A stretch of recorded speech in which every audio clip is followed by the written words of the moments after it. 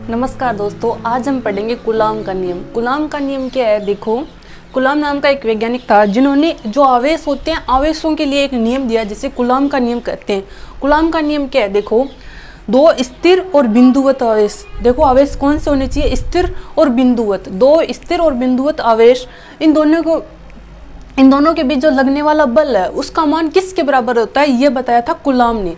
तो देखो, कूलाम का नियम क्या कहता है कि दो स्थिर और बिंदुवत आवेश, इन दोनों के बीच लगने वाला बल का मान इन दोनों आवेश के मान के क्या होता है?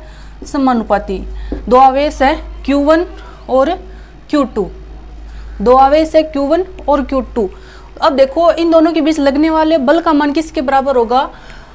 इसमें लगने वाला बल वो इन दोनों आवेश के गुणनफल के समानुपाती, यानी F समानुपाती Q1 और Q2। देखो, कूलाम का नियम क्या कहता है कि दो स्थिर और बिंदुवत आवेश है, इन दोनों के बीच लगने वाला बल इन दोनों आवेश के गुणनफल के क्या होगा? समानुपाती। ठीक है, इक्वेशन नंबर 1, अब समानुपाती Q1 और Q2। दूसरा क्या कहता है कि इन दोनों के बीच लगने वाली इन दोनों आवेशों के बीच की दूरी के वर्ग के क्या होता है? व्युत्क्रमानुपाती। दूसरा क्या कहता है कूलाम का नियम कि पहला तो हो गया कि जो लगने वाला बल है वो इन दोनों आवेश के गुणनफल के क्या होता है? समानुपाती। तथा दूसरा क्या कहता है कि जो बल है उसका मान इन दोनों आवेश के बीच की दूरी के वर्ग के क्या होगा? व्युत्क्रमानुपाती, यानी F समानुपाती 1/r²। यानी ये दो आवेश ले लिए हमने, पहला ले लिया Q1, दूसरा आवेश ले लिया Q2। अब देखो, इन दोनों के बीच जो बल लगेगा उसका मान किसके समानुपाती होगा? इन Q1 और Q2 इन दोनों आवेश के मान के समानुपाती, तथा इन दोनों के बीच की जो दूरी है r, इसके वर्ग के समानुपाती। हमने दो आवेश ले लिए Q1 और Q2।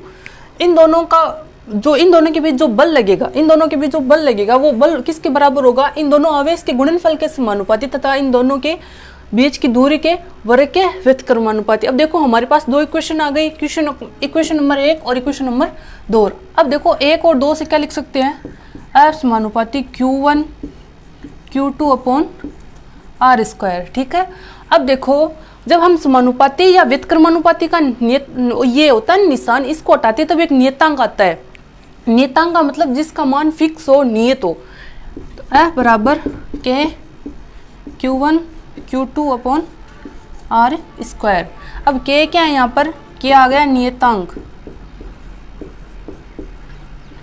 K आ गया नियतांक। और K का मान किसके बराबर होता है? K का मान होता है 9 × 10⁹ न्यूटन मीटर स्क्वायर प्रति कूलाम स्क्वायर। ये होता है K का मान।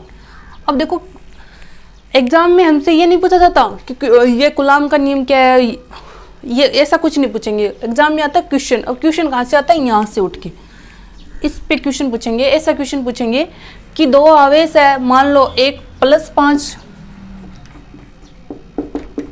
मान लो दो आवेश है, एक तो पहला है +5 कूलाम और दूसरा आवेश है -3 कूलाम।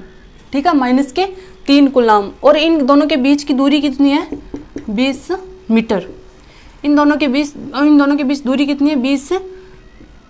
20 मीटर।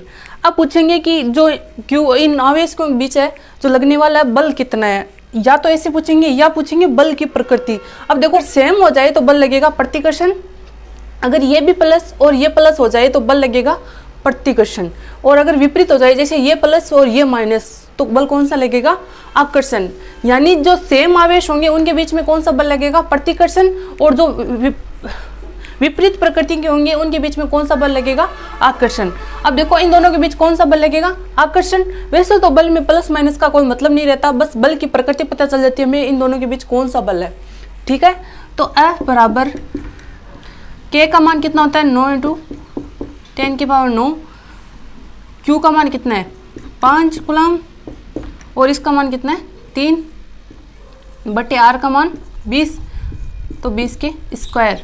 एग्जाम में क्वेश्चन पूछा जाता है यहाँ से कि दो आवेश हैं जो स्थिर और बिंदुवत है। पहले आवेश का मान जो भी आपको दे देगा, जैसे मैंने बताया था कि Q1 बराबर कितना है +5 कूलाम, दूसरा आवेश कितना है -3 कूलाम, और दोनों के बीच की दूरी कितनी है 20 मीटर। तो देखो हमारे पास F बराबर क्या है K Q1 Q2 बटे R²। तो देखो F बराबर K का मान फिक्स है, नियत है, कितना है 9 × 10⁹ और हमने Q1 का मान रख दिया 5 और Q2 का मान रख दिया 3 और यहाँ पे रख दिया R का मान।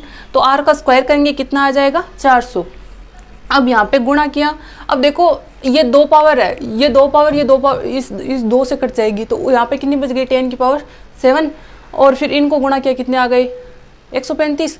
4 का भाग लगाया कितना मान आ गया 33.75 न्यूटन।